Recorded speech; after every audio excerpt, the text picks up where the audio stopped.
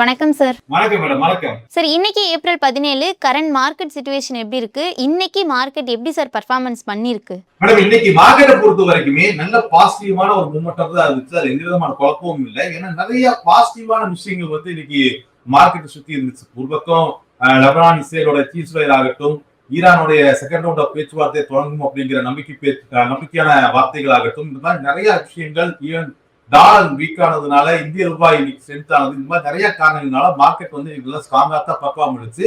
ஒரு புல் மார்க்கெட்டோடைய பாயிண்ட் அப்படின்னு சொல்லுவாங்க இல்லையா, புல் மார்க்கெட்டோட எஜ்னு சொல்லுவாங்க இல்லையா, அதுக்கு மேலதான் க்ளோஸ் பண்ணிருக்கு. ஸோ இன்னத்த மார்க்கெட்டோட மூவ்மெண்ட் ரொம்ப திருப்தியான ஒரு பாசிட்டிவ் மூவ்மெண்டா தான் இருந்துச்சுங்க. ஸோ இந்த பாசிட்டிவ் மூவ்மெண்ட் பாத்தீங்கன்னா இது கண்டினியூ ஆகுமா அப்படிங்கிறது டெக்னிக்கல் பாயிண்ட் ஆஃப் வியூல பார்த்தோம்னா இப்போ க்ளோஸ் இட்ஸ் பாசிட்டிவ் க்ளோஸ். அது எந்த விதமான குழப்பமும் இல்லை. ஒரு புல் மார்க்கெட் ரேஞ்சஸ் தான் மார்க்கெட்டோட க்ளோசஸ் இருக்கு. பட் 2 நாள் நமக்கு லீவ் இருக்கு. ஈவன் நம்ம பிரசிடென்ட் ட்ரம்ப் அவர்கள் 2 நாள் ஏதாவது அனௌன்ஸ்மெண்ட் கொடுத்தாரு, அல்லது இந்த ஓவரால் இந்த சீஸ்ஃபயர் அப்படிங்கிறது ஏதாச்சும் ஒரு நாள் கேன்சல் ஆகுது, இந்த மாதிரி ஏதாவது சங்கடங்கள் ஏற்பட்டுச்சுன்னா மார்க்கெட் திங்கட்கிழமை ஓபன் ஆகும் பொழுது 24,280 அப்படிங்கிற ரேஞ்சஸ் கீழே ஓபன் ஆகும் பொழுது மார்க்கெட் டெக்னிக்கலா வீக்கான ஒரு ஓப்பனிங்கா அது இருக்கும். மேற்கொண்டு 24,062 ஒரு சப்போர்ட் ஒன்று இருக்கு. அந்த சப்போர்ட்டும் பிரேக் பண்ணுச்சு. இன்னைக்கு மார்க்கெட் பதிலாக வீக் ஆகிறதுக்கான பாசிபிலிட்டிஸ் அதிகமா இருக்கும்.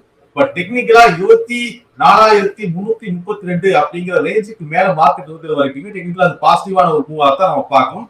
ஸோ ஃபண்டமெண்டலாவும் நிறைய பாசிட்டிவ் விஷயங்கள் மார்க்கெட்ல வந்துருந்துச்சு. அதே நேரத்துல டெக்னிக்கலாவும் ஒரு பாசிட்டிவ் க்ரோத் தான் மார்க்கெட் கொடுத்துருக்கு. ஓவராலா மார்க்கெட்டோட இன்னத்தை மூவ் அப்படிங்கிறது ஒரு அருமையான மூவா தான் இருந்துச்சு. Sir, DGFT authorised bank list release பண்ணிருக்காங்க. ஸோ அது இந்திய மார்க்கெட்ல கோல்டோட பிரைஸ்க்கும் சரி, சில்வரோட பிரைஸ்க்கும் சரி, பிரைஸ் ஆர் டிமாண்ட் எந்த மாதிரி இம்பாக்ட் வரும் சார்? இல்ல, ஆக்சுவலா ஆல்ரெடி இந்த லைசன்ஸ் எல்லாமே மார்ச்சோட முடிஞ்சிச்சு. ஆக்சுவலா இந்தியாவை பொறுத்த வரைக்குமே நீங்க ஒரு நகைக்கடையே வச்சிருக்கீங்கன்னா, நீங்க ஒரு ஜுவல்லரி ஷாப் நீங்க ஓபன் பண்றீங்கன்னா, நீங்க டைரக்டா போய் ஃபாரின் துபாயிலயோ ஏதாவது ஒரு தங்கத்தை வாங்கி நீங்க டைரக்டா இம்போர்ட் பண்ண முடியாது. இந்தியாவுல டைரக்ட் இம்போர்ட் ஆஃப் கோல்டு அப்படிங்கிறது பாசிபிள் கிடையாது. அதை நம்ம ஃபர்ஸ்ட் அண்டர்ஸ்டாண்ட் பண்ணிக்கணும். அப்போ எப்படி இந்த கோல்டு எல்லாம் இந்தியாவுக்குள்ள வருதுன்னா, பேங்குகள் மூலியமா தான் இந்த கோல்டுகள் எல்லாம் இந்தியாவுக்குள்ள வருது. கிட்டத்தட்ட சில பேங்குகளுக்கு RBI அப்ரூவலோடைய DGFT நமக்கு அப்ரூவல் கொடுப்பாங்க, இஷ்யூஸ் பண்ணுவாங்க, பேங்கோட லிஸ்ட் இஷ்யூ பண்ணுவாங்க. அது RBI அப்ரூவல் கொடுத்த பேங்குகளோட லிஸ்ட். இந்த பேங்குகள் தான் வெளிநாடுகள்ல இருந்து கோல்ட வாங்கும். இந்த பேங்குகளுக்கு தான் லோக்கலுக்கு கூடிய ஒரு தங்க கடை ஓனர் ஆகட்டும், இல்ல யாராருக்கு கோல்டு தேவைப்படுதோ அவங்க இந்த பேங்குகள் மூலியமா தான் கோல்ட வாங்கி கொள்ள முடியும். டைரக்டா ஒரு தங்க கடையோ இல்ல வேற ஏதாச்சும் ஒரு இண்டஸ்ட்ரியோ கோல்டு வேணும்னா டைரக்டா ஃபாரினுக்கு போய் கோல்ட இம்போர்ட் பண்ணி இந்தியாவுக்கு கொண்டு வரதுக்கான வாய்ப்பு இல்லை. சோ இதுதான் நடைமுறை. அப்போ ஒவ்வொரு வருஷமும் எந்தெந்த பேங்குகள் டைரக்டா கோல்டு இம்போர்ட் பண்ண முடியும் அப்படிங்கிற லிஸ்ட் RBI அப்ரூவலோட இந்த DGFT வெளியிடுவாங்க. சோ இந்த வருஷம் ஆல்ரெடி இந்த லைசன்ஸ் மாற்றம் செய்யறதுனால இப்போ புது லிஸ்ட் DGFT வெளியிட்டிருக்காங்க. இதுல 14 பேங்குகள் இருக்கு. இந்த 14 பேங்குகள் தான் கோல்டு இம்போர்ட் பண்ணி வாங்கும். இந்த பேங்குகளுக்கு தான் நகைக்கடை கொண்டு எல்லா நிறுவனங்களும் கோல்ட வாங்கிக்கும். இதுதான் நடைமுறை. இதுதான் லிஸ்ட். பட் இதனால கோல்டோட விலை ஏறும் அல்லது இறக்கும் அப்படின்னு சொன்னா இல்ல, இது ஒரு பிளாட்ஃபார்ம் தான். யார் மூலியமா வாங்க முடியும் அப்படிங்கிற ஒரு பிளாட்ஃபார்ம் தான். பட் இந்த ரூட் தெளிவா இருக்கிறதுனால ஏன் இந்த ரூட்டோட லிஸ்ட் உடனே இப்ப அப்டேட் பண்றாங்கன்னா, ஃபெஸ்டிவல் சீசன் ஸ்டார்ட் ஆகுது. அப்ப அந்த இடத்துல புது கன்ஃபியூஷன் எதுவும் வந்துடக்கூடாது அப்படிங்கிறதுனால இந்த லிஸ்ட் அப்டேட் பண்ணி நம்மளுக்கு இன்னைக்கு லிஸ்ட் கொடுத்துருக்காங்க. இந்த 14 பேங்குகள் வழியா நகைக்கடைகள் தங்கத்தை வாங்கிக்கலாம். சரி, இப்ப எல்லாரும் பேசுற ஒரே விஷயம் இந்த கிரைசிஸ்னாலதான் மார்க்கெட் இப்படி இருக்குன்னு. ஸோ 2வது சீஸ்ஃபயர் அனௌன்ஸ்மெண்ட் வந்திருக்கு, அதாவது இஸ்ரேலுக்கும் லெபனானுக்கும். ஸோ இந்த 10 நாள் சீஸ்ஃபயர் அனௌன்ஸ்மெண்ட் பண்ணியிருக்காங்க. இது எந்த அளவு மார்க்கெட்டுக்கு இம்பாக்ட் இருக்கும் சார்? மேடம், இது டெம்பரரி ரிலீஃப் தான். நீங்க அனௌன்ஸ் பண்ணி 2 மணி நேரத்துல இவங்க கசகசன்னு தான் இருக்கு மேடம். ஒரு பக்கம் சீஸ்ஃபயர் அக்ரிமெண்ட்டை இஸ்ரேல் மீறதா இஸ்ரூலா அனௌன்ஸ் பண்றாங்க. அது போக எப்பவுமே எங்க கையில துப்பாக்கி ரெடியாத்தான் இருக்குன்னு ஒரு அனௌன்ஸ்மெண்ட் இஸ்ரூலா கொடுக்குது, இஸ்ரேலும் வாங்கி கொடுக்குது. சோ இந்த சீஸ்ஃபயர் 10 நாள் கண்டினியூ ஆச்சுன்னா இது ஒரு நிரந்தர முடிவா இருக்கும் அப்படின்னு சொல்ல முடியாது. ஏன்னா சீஸ்ஃபயர் ஆரம்பிச்சு 10 மணி நேரத்துக்கு இவ்வளவு பிரச்சனை. 10 நாள் இது கண்டினியூ ஆச்சுன்னா அடுத்த கட்டத்துக்கு பேச்சுவார்த்தை எடுத்துட்டு போவதற்கும் ஈரான் US பேச்சுவார்த்தை சுமூகமா நடத்துறதுக்கு இது ஒரு வழிவகையா இருக்கு. இப்போதைக்கு ரொம்பவே ஒரு டெம்பரரி ஆக்டா தான் நம்ம பார்க்கணும். பர்மனன்ட் சொல்யூஷன் கிடையாது.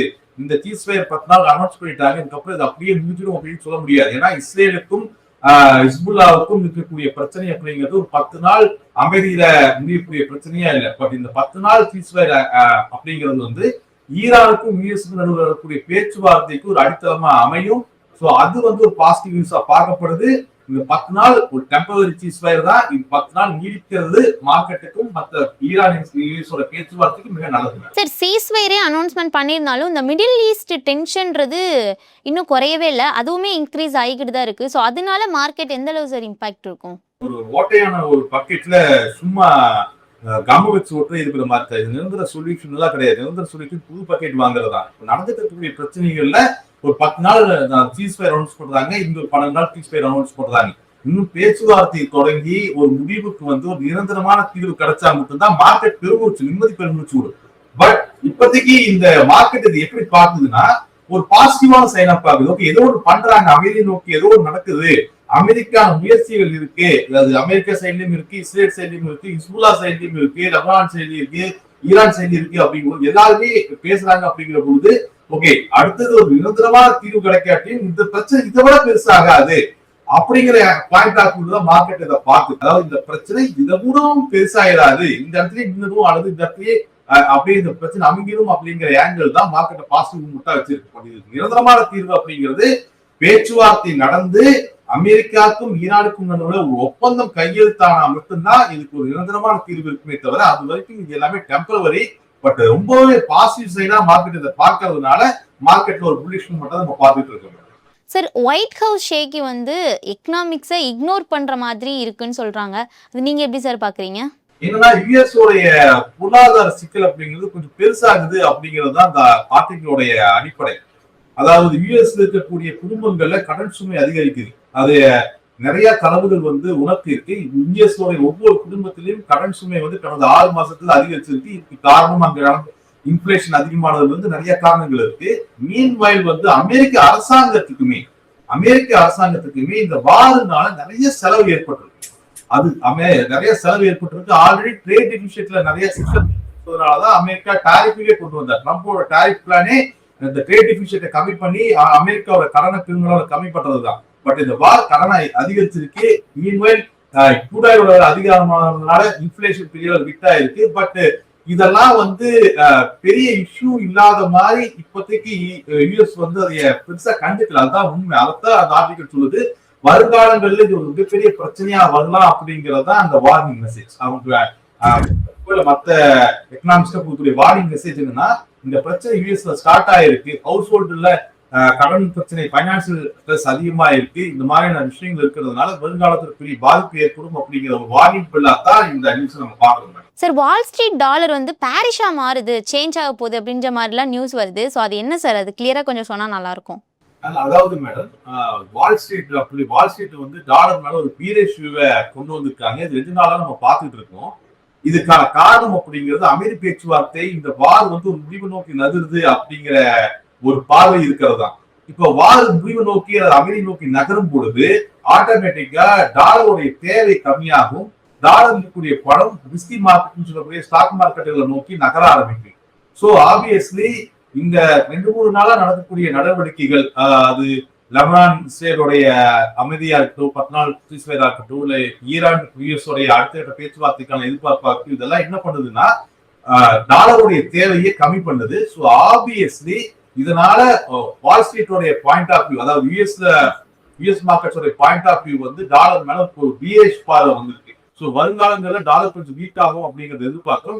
இன்னைக்கு மார்க்கெட்லயுமே அது பிரதிபலிச்சது.